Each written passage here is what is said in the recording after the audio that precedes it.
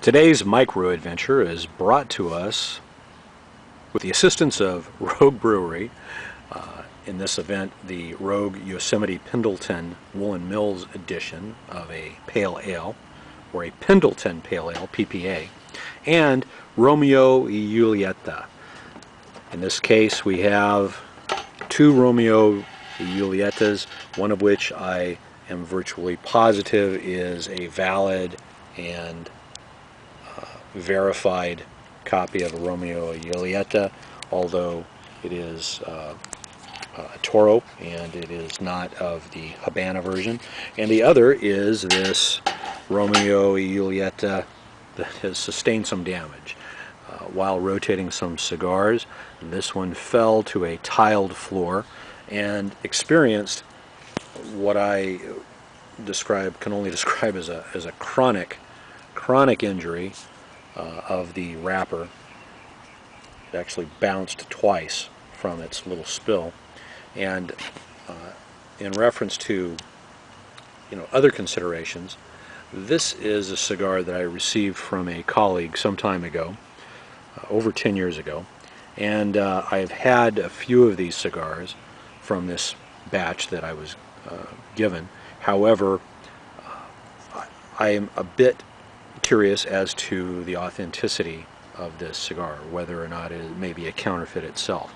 So, in light of that, and I guess in light of would be a nice pun, we will unwrap the verified Romeo Y Julieta. This is probably only about 6 months or so old. It's got a very nice band built into another. I believe this is possibly I don't think it's paper. It's almost like a wax type paper consistency, with the band and the end band, two bands, integral with the entire affair. The wrapper on this cigar is consistent with something from the Romeo Y Julieta factory, and of course again this is the non-Cubano factory. The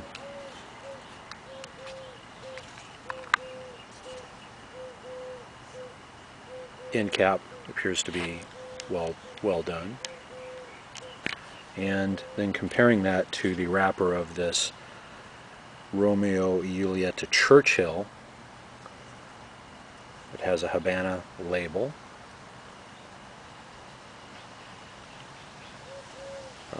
This wrapper was originally in good condition, had some consistency to it. Let's go ahead and get started, shall we? Sounds kind of corny, I guess. Something from a movie or what have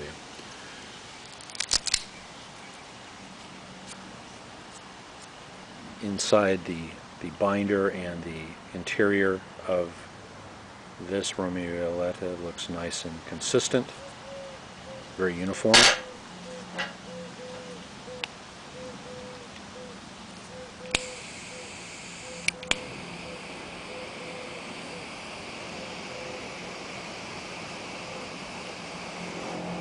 Just going to char the foot of this.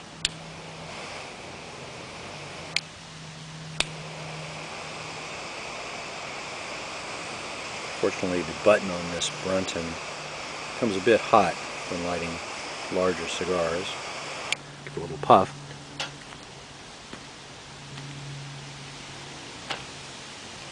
And a little more toasting. Set this aside for right now. We'll pop the Rogue Pendleton Pale Ale.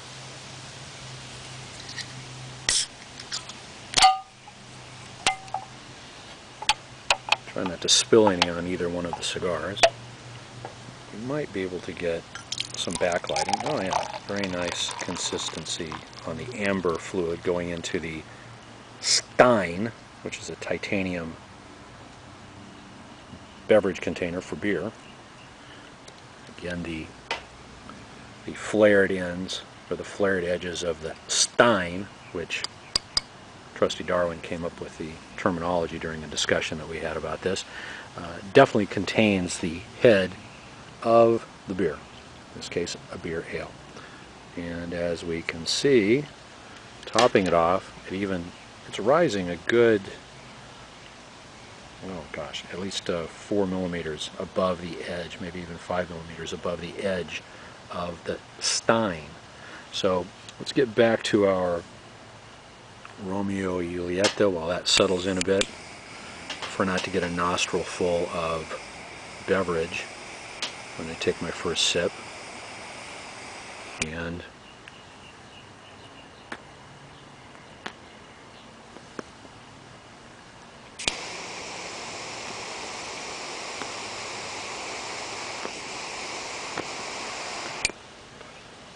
there we go.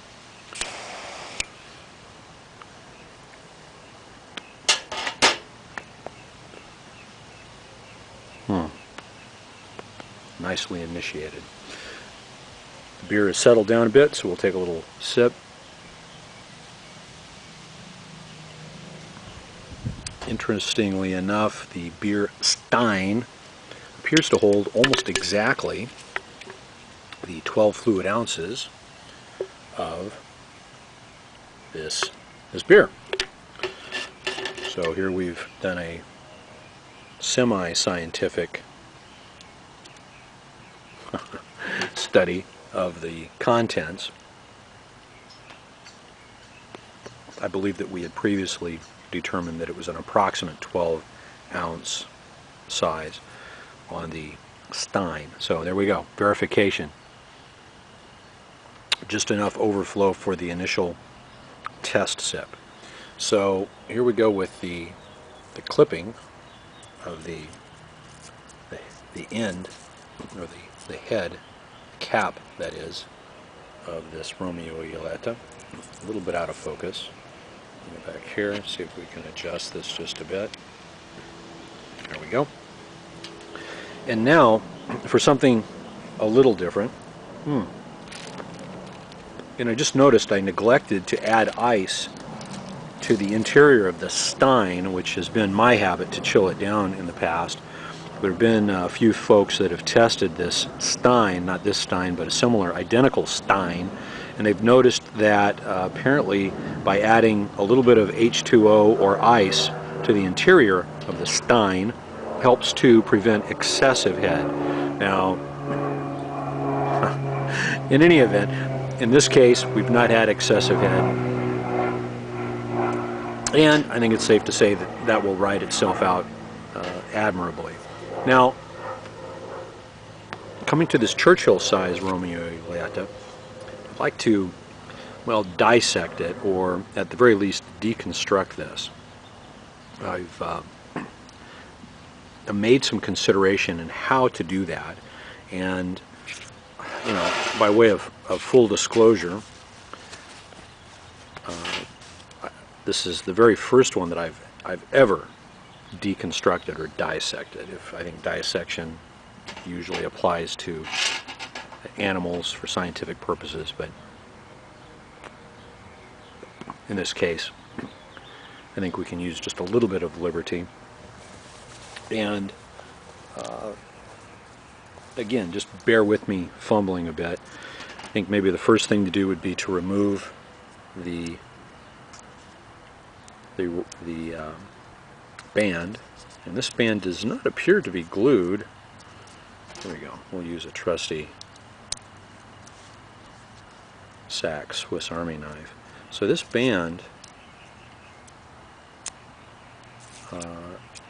came loose very easily, and I don't see, on this part I don't see any evidence of any glue, but there does appear to be some evidence of glue on the inside of the band. The embossing from the front, well actually the embossing would have been from the rear, is definitely there.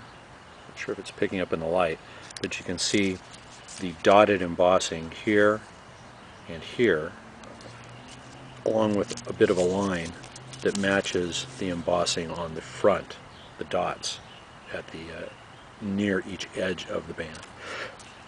So I don't know about the so now, before battery cut out on us, we were discussing the embossing on the rear and the front of the band, and that appears to be, I don't know, I don't have anything to compare it with at this time, so if someone can chime in on if that embossing method is legitimate, then please do so. Set aside our little Stingray case there. Coming back to the wrapper of the Churchill-sized cigar, as mentioned earlier, it's got some significant damage, but I think that we can unwrap it gently to see if it's all one piece of leaf. My understanding on wrappers are that they should be one actual full leaf, and in spite of, oh, here it just slips right off at this point. This had been at room temperature for the better part of a day or so. I had attempted, or had planned, to deconstruct this at an earlier time. So this does appear to be all from one leaf. I don't see any joints or seams of blending this together with another leaf of tobacco. So that does appear to be, I would say, genuine, or at least genuine with regards to a premium rolled cigar.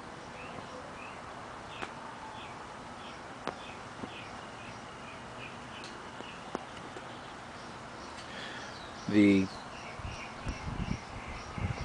binder of the cigar will be the next point, and we do have a seam here running from about this point where the binder seems to have been wrapped, and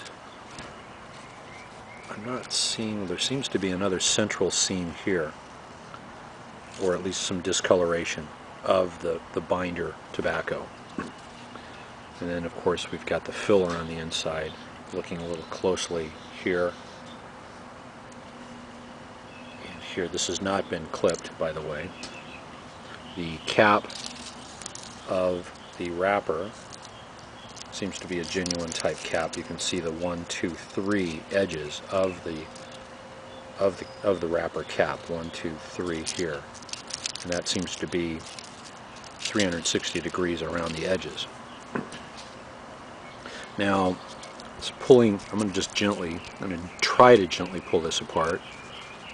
I've heard stories of counterfeit cigars being made from, everything from floor sweepings to non-genuine components or parts from the factories, or counterfeit cigars being made by legitimate employees and from legitimate components from the factories, but just being made at home in Cuba. So this binder is interesting. It seems to have horizontal, at least from this perspective, horizontal seams, and I'm not really sure why, because it appears to be either one leaf or leaves that have been melded together in some fashion, possibly glued. Nope, that seems to just be a fold right here where my fingers are. So this point, and again, this is very, very, it's a non-professional deconstruction of the cigar, but this appears to be just a fold, not a seam, right along here. This entire marking here seems to be just a fold in the tobacco leaf itself. And this leaf is very, very spongy, very consistent with a legitimate binder. And again, these do not appear to be seams.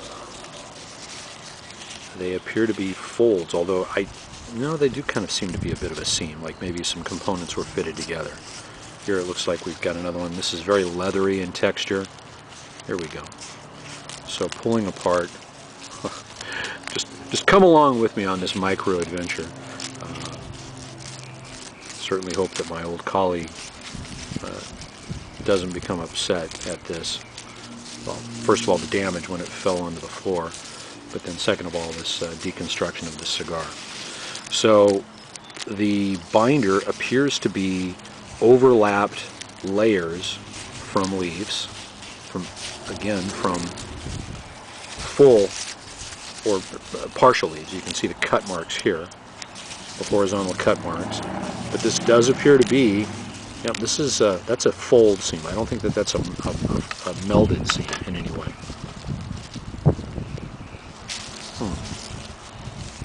Very interesting. And of course we can see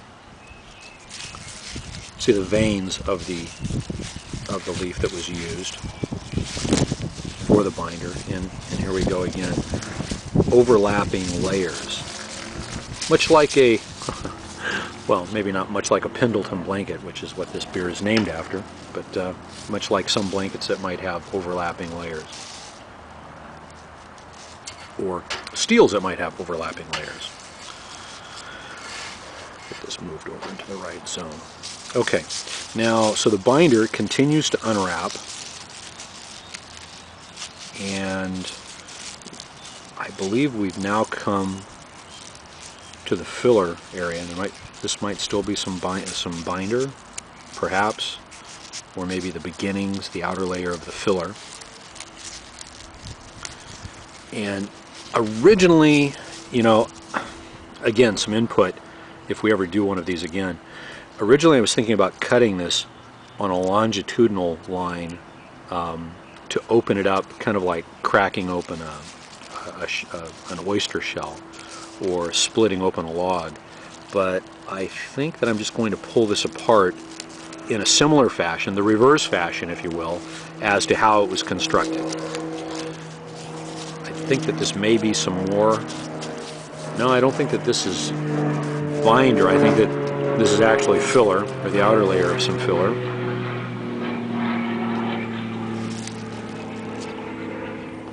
I don't know.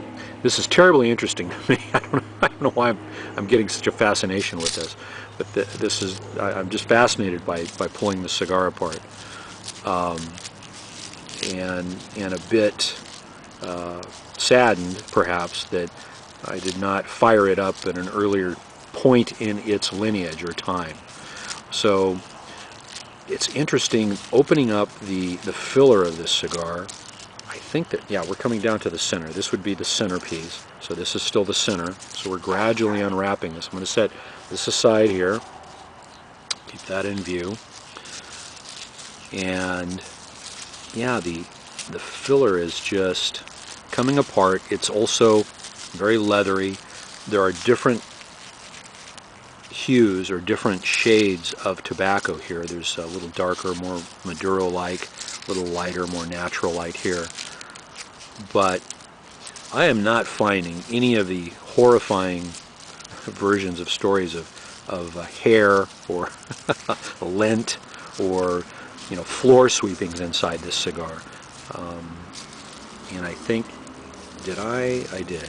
Nope, here we are still at the center. This would be the center of the, near the head of the cigar itself. And I'm not finding any stems, or at least what I'm identifying as a stem. If somebody notices a stem in this, please point it out to me. This may be a stem here. I think it's, well, no, I don't think that would be considered a stem. Maybe it is, maybe it's not.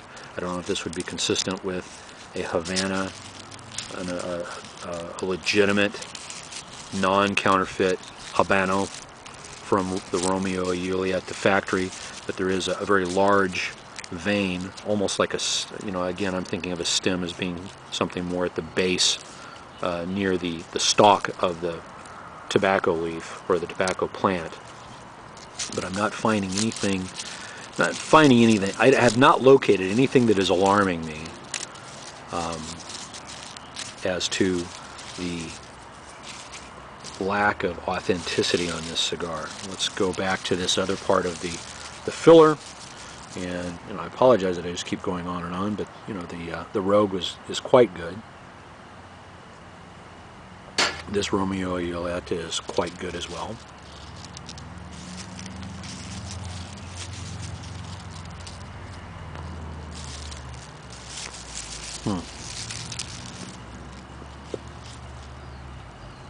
Yeah, I'm not finding anything that is of an alarming value for me. And Here's something that is possibly stem-like. Continuing along after a little change up here, we had a stall out of play. I had last been looking at a piece that I thought had a stem-like consistency, and I really want to be objective about this deconstruction or this evaluation of this cigar, especially since it is, you know, taking one for the team, so to speak. Here is something that I believe may qualify as a very large central vein or possibly a stem. Again, this was part of this leaf right here, but it comes out as a little bit of a snap to it. So very, I don't know, stem-like or very almost branch-like, but more what I believe was the central part of that leaf. Not sure if they ever use central parts of leaves for these cigars, if those are excluded for some reason.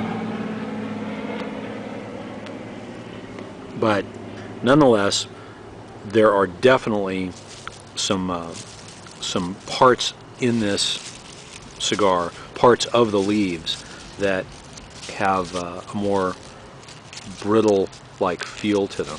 Here we have another, something very similar, but again, it is part of that leaf. You can see that central piece there.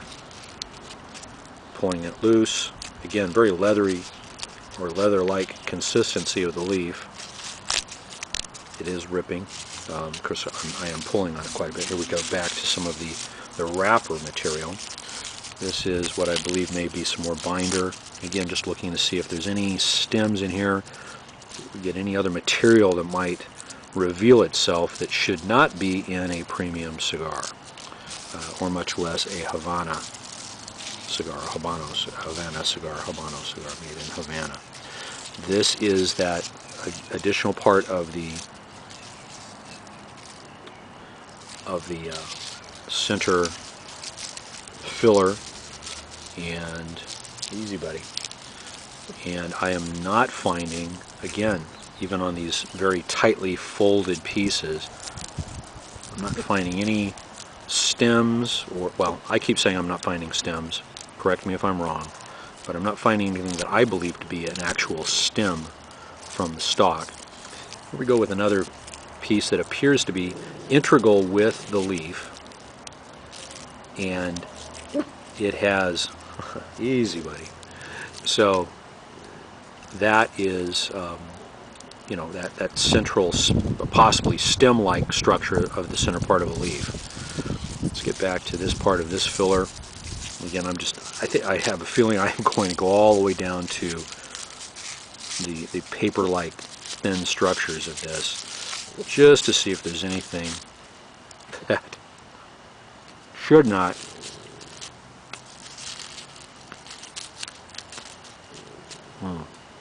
be in a premium cigar. And nothing here, again folded, as I understand hand-rolled premium cigars are to be folded. There's this material here in the center that is just part of the leaf.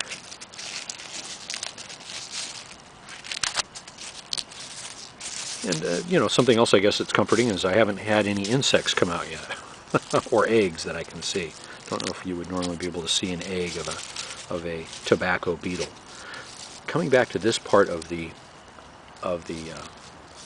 filler, this is that one piece. I believe this was the actual center, the core of the cigar, if you will. And it's coming apart. It almost looks a bit like cork. Like when cork is harvested. Kind of cracks me up, but again, very leathery. Not finding anything that's standing out as trash or something that would not normally be in a cigar. We again go with something that has a vine-like structure to it, stem-like structure. Well, maybe not stem. I may be using the wrong word, and I keep repeating myself here, but it's kind of inherent with a very close, tight evaluation of something. This is what I'm talking about. Almost a a wine corkscrew-like pattern to this piece here, which, again, I don't know if that qualifies as a stem. Here is something a little more significant. This piece between my fingers now is a little heavier, a little larger diameter than what we were just looking at, but still has that corkscrew-like fold to it. So let's come back to our core. Well, here's another part of the core. Here we go. Is this a stem here? This is part of the leaf that was part of this filler. A little more larger diameter. I'm going to try and strip away the actual paper-like structure of the leaf. And this is not full. Oh, there's a little bit of a fold here. A little bit of a fold. Peeling back some more of the leaf itself. But I think, oh, there we go. Gust of wind took part of that. But I believe that this may qualify as a stem. Please correct me if I'm wrong, or verify that it may be a stem. I think that this is probably the largest diameter piece that I have found in this cigar, and it is near the very core, the very center part of the core of the filler. And I think I've stripped away everything that would have been paper-like material of the leaf. So, over here yonder, some guys like to say, over here yonder appears to be a stem, maybe perhaps a genuine stem, maybe perhaps an actual genuine stem when they exclude a cigar as being a genuine Romeo Y Julieta or a genuine factory cigar. I think that this may reveal another piece similar to what we just had right here.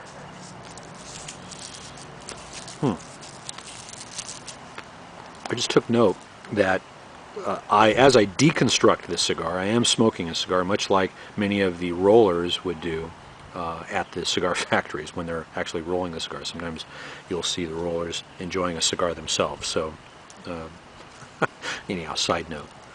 So, here we go with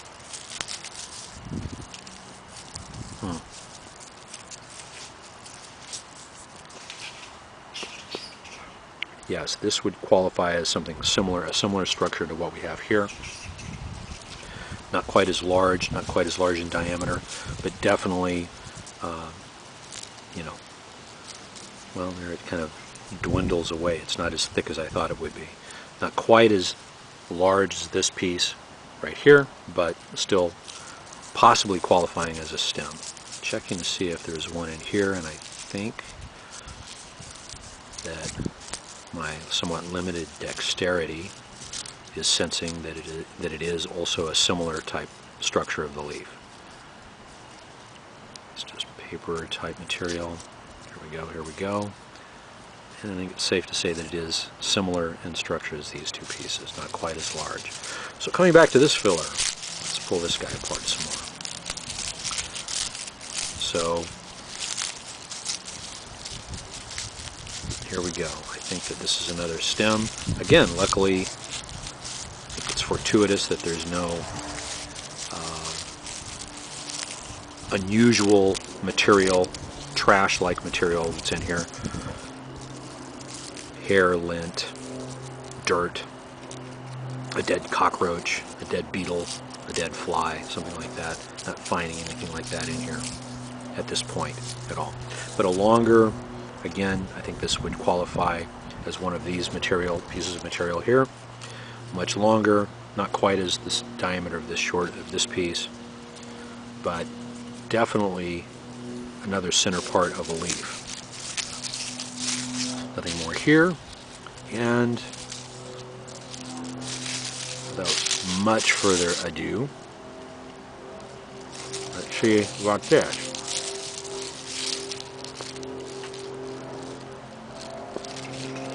I think it's relatively safe to say that this is either the actual core or at least the other half of the core of this cigar. And it's nice and tight, opening up with a little bit of pulling on the fingers. And this is that would pause for another moment. We were coming down to this final piece of the core of the cigar, of the filler, and I am not finding, again, I'm happy to say that I'm not finding any hair, teeth, or eyeballs, or anything else that would be alarming to know that you had puffed on if you had smoked this cigar or one of the cigars from the same batch. So, I think that we have come to the final internal portion of this cigar, from band,